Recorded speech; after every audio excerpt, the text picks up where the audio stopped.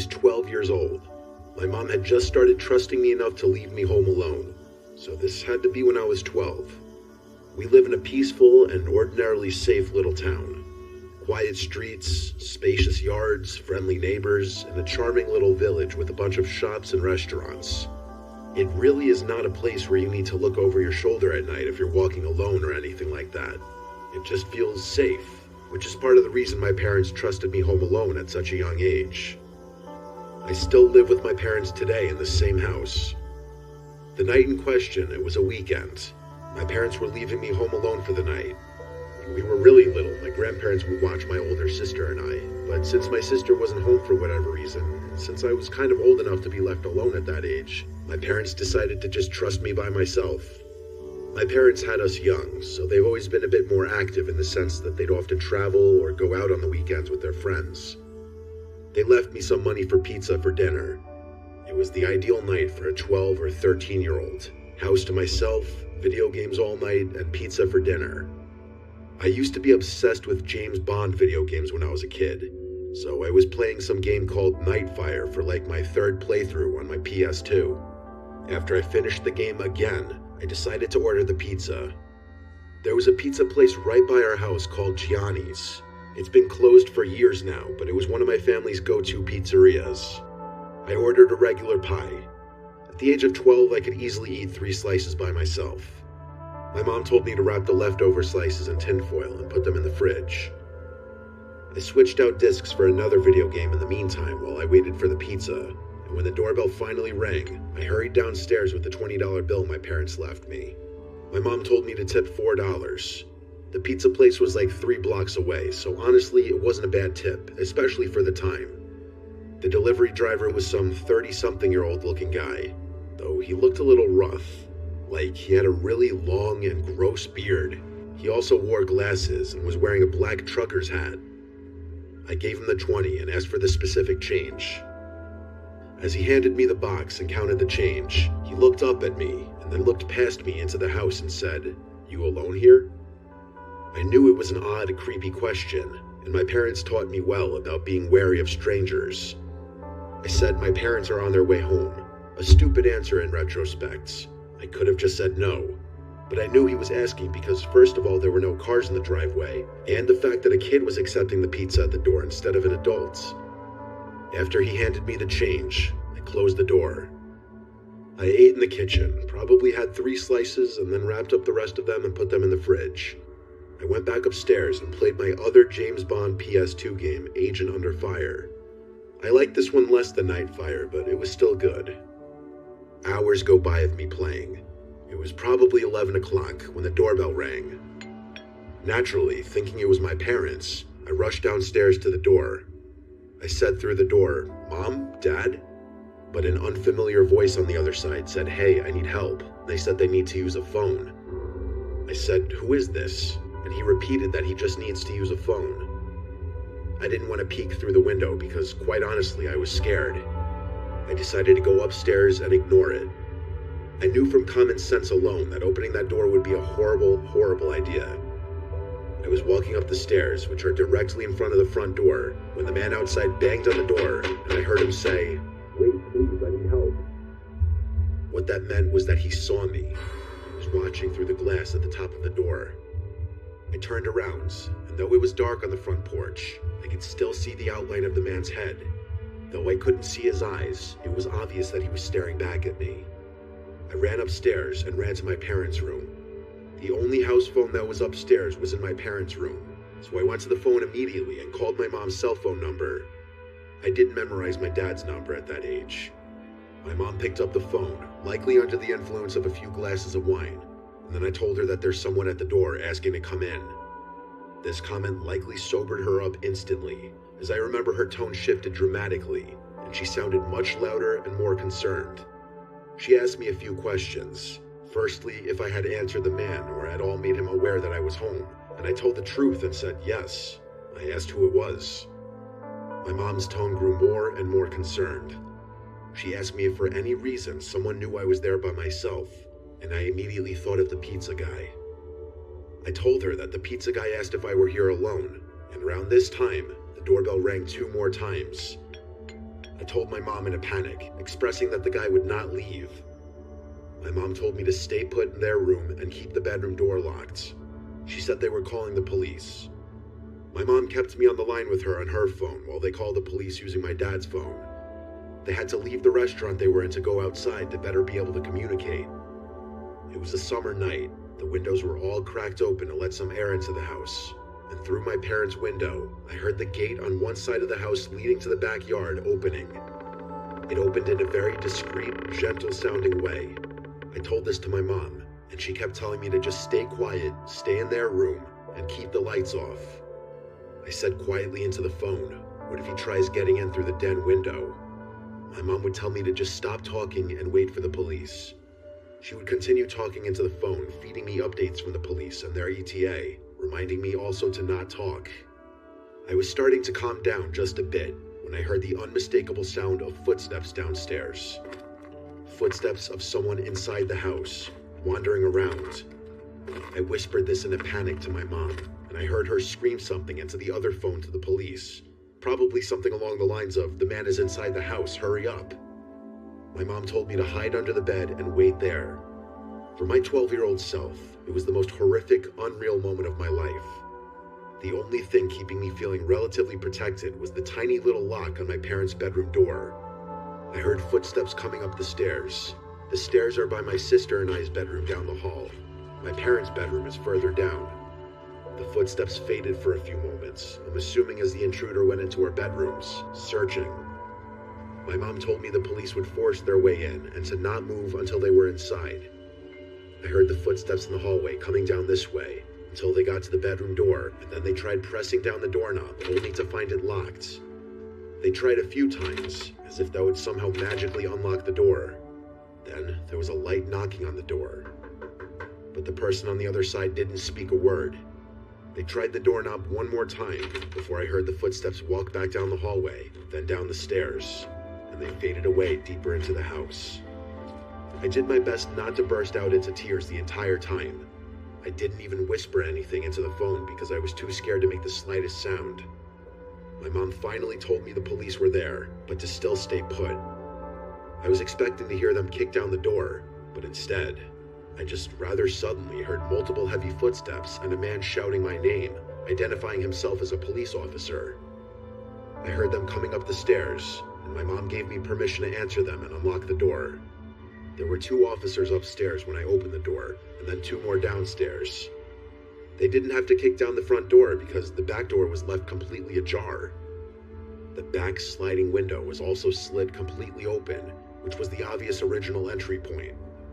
I had to talk with the police and tell them everything that happened, including my suspicion of the pizza guy, with my parents listening in on the phone.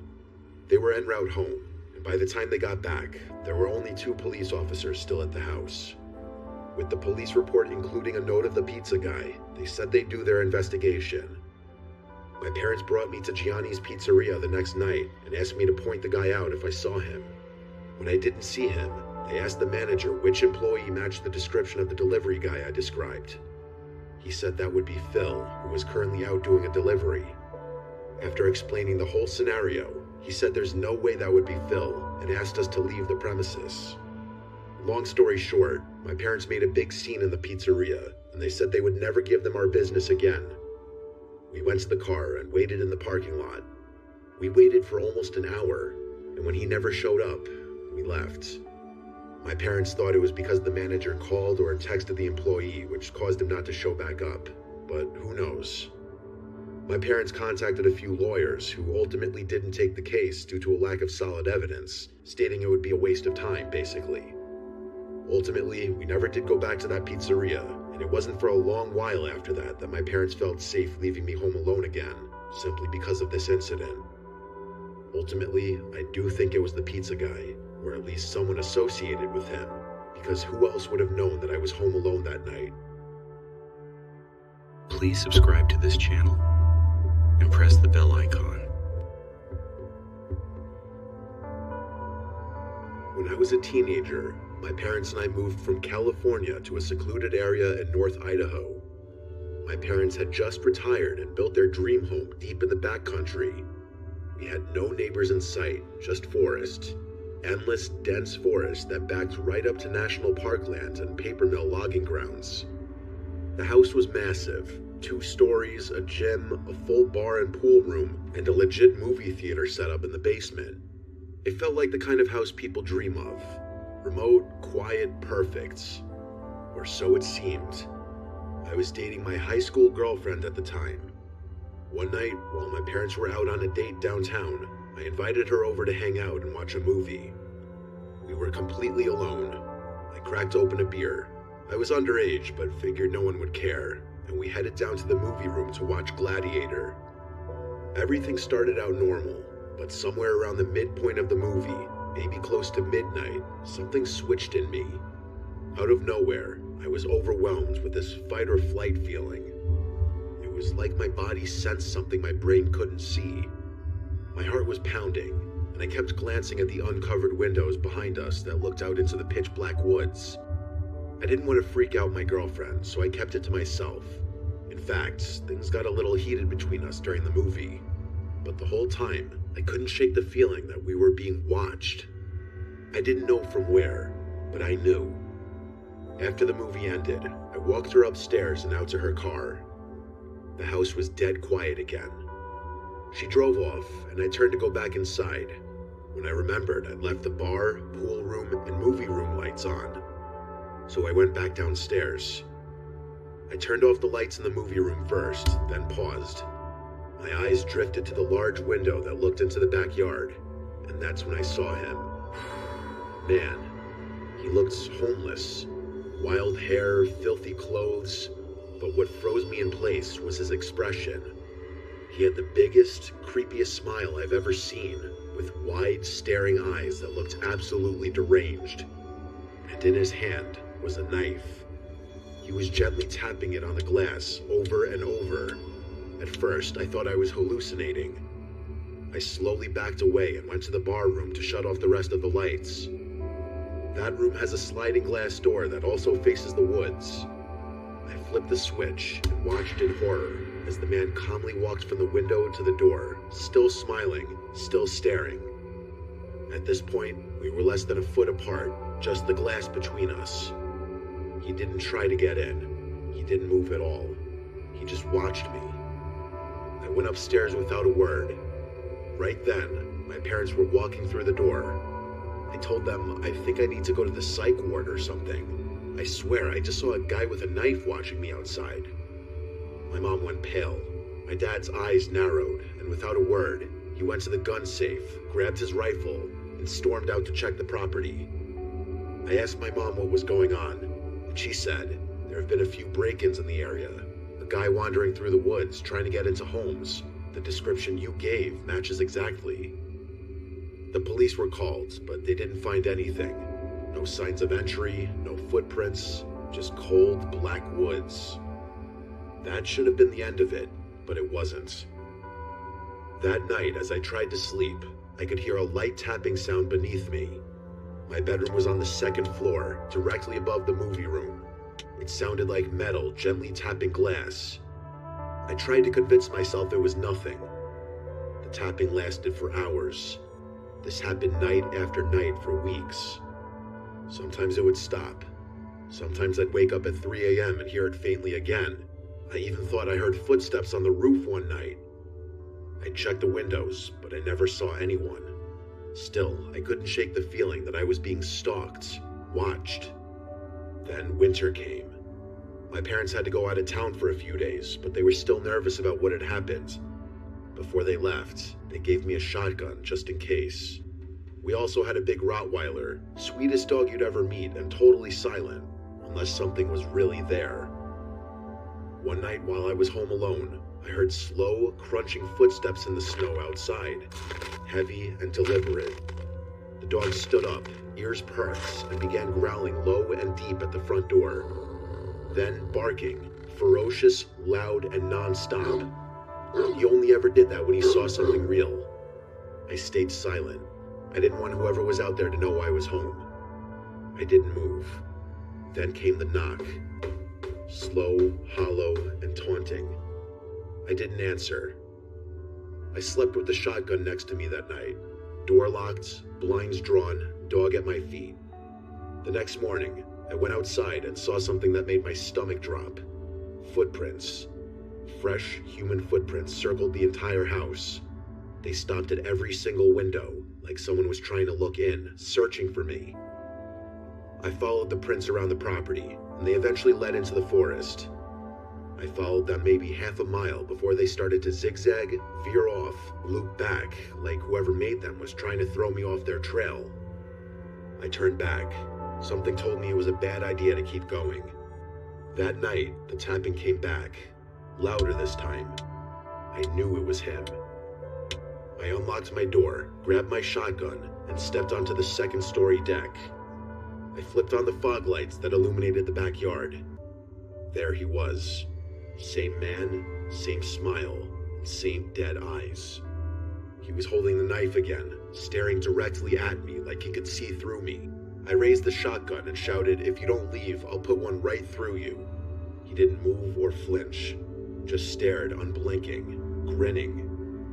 I fired a warning shot into the air, and I finally got a reaction.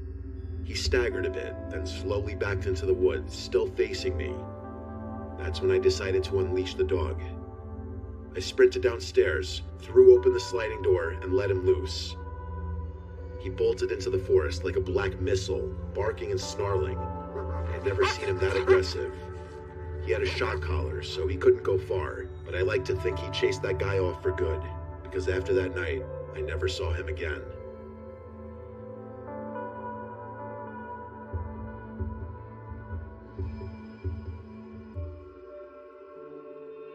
This happened in March of 2022, during spring break. I was in my second year of college. My friends and I, 6 of us total, decided to rent a cabin out in South Carolina for a few days, just to get away from everything. No school, no stress, no phones. It was supposed to be one of those quiet trips where you drink too much, play music too loud, and maybe make some memories you'll laugh about later. There were 4 of us guys, me, Matt, Chris, and Tyler, and 2 girls, Jess and Sarah. We'd all been close since freshman year. The cabin we picked was stupid cheap for its size. 2 stories, a wraparound porch, 2 bathrooms, and listed as being on private land near a lake. It was way out there, no towns for miles, surrounded by forest. The guy who owned it had a thick accent and seemed kind of off when we talked to him on the phone. All he said was, "Just don't go wandering too deep into the woods. Some old stuff back there. Wells, busted fences, snakes. You don't want to get turned around." We laughed about it, thought he was just trying to add some spooky southern charm to the trip. But when we got there, it wasn't funny.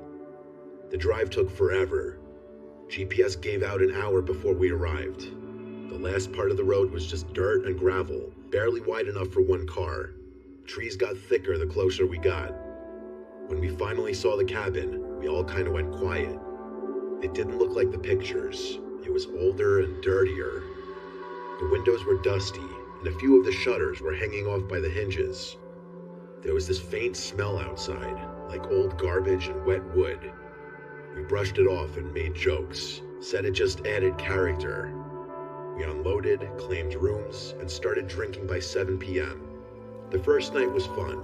We grilled outside, cranked music from a Bluetooth speaker, and played some card games. By 11, it got cold, so we moved inside. That's when I noticed how dark the woods were. I don't mean just nighttime dark. I mean complete blackness. The porch lights barely lit up more than a few feet, and the trees were so dense it felt like they were pressing in from all sides. No bugs, no wind, just total, heavy silence. We ended up crashing around 2 a.m. I had one of the rooms on the ground floor, right next to the kitchen. Small and just a bed and a window facing the woods. At around 4:15, I woke up. No reason, just wide awake like someone had poked me. I laid there for a second, heart beating fast. Then I heard it. Tap, tap, tap. I thought it was the heater at first, but then it repeated. Steady, non-metallic, non-mechanical. It sounded like fingers. I looked at the window, and there was a man standing there. He was pressed up against the glass, face almost touching it. Pale skin, Wild hair, no shirt, just staring in. His mouth hung slightly open like he was breathing through it. His eyes were wide. He didn't blink. He didn't move. He just stood there and tapped, soft and slow, like he was trying to tease me. I felt like my body locked up. Then the tapping got a little faster. I whispered for Matt, who was sleeping on the couch outside my room. I said his name again, louder. He woke up groggy and asked what I wanted. I just pointed. He looked over, saw the man, and immediately jumped up, knocking over the coffee table. That must have scared the guy off, because by the time Matt turned the porch light on and ran outside, he was gone. We all got up. The girls were terrified. Tyler tried to convince everyone it was just some drunk local messing with us. Chris said maybe it was a hunter who got lost, but I knew it was that guy watching me. He wasn't lost. We blocked the doors, moved the couch in front of the big living room window, and took turns staying awake for a few hours. Nothing else happened that night. The next morning, we went outside. There were footprints, bare human footprints circling the entire cabin. They stopped at every window, every single one, even the little one above the upstairs shower. That should have been it. We should have left, but we didn't. We were dumb and stubborn, and we stayed. Night 2 started the same. Drinks, music, fire pit, but the energy was different. Everyone kept glancing at the woods. Jess didn't drink, and Chris kept his hunting knife on his belt. When we finally went inside, we locked every window and double-checked the doors. Around 3:30 a.m., Matt went to the kitchen for water. He stopped in the hallway and called my name. I got up and saw him standing there, pointing. There was someone in the kitchen, the man from before, but this time he was inside, naked. His back was to us, covered in long, raw-looking scratches. He was standing in front of the fridge, staring at it like he didn't know what it was. He made this slow, swaying motion, like he was rocking on his feet. Matt didn't speak. He just backed up. We all gathered silently at the hallway entrance. I had a pocket knife. Sarah had the fire poker. Chris grabbed one of the chair legs he'd snapped earlier, trying to be funny. We turned on the light, and the man was gone. The back door was wide open, but it wasn't broken. It wasn't forced. It was just open. We left 20 minutes later. No one argued. We packed only the basics, wallets, keys, phones, and drove through the woods until we had enough signal to call the sheriff. When we met the deputy at a diner off the highway, he didn't look surprised at all.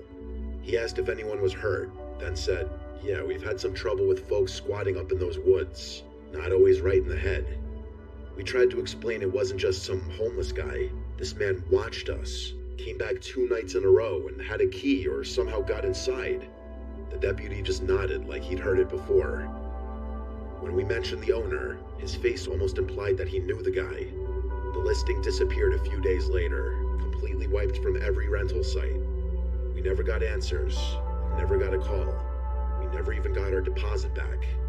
But that face, the way he looked at me through the window, I still see it sometimes when I wake up at night. We don't talk about that trip much anymore, but as far as I know, none of us have been back to South Carolina since.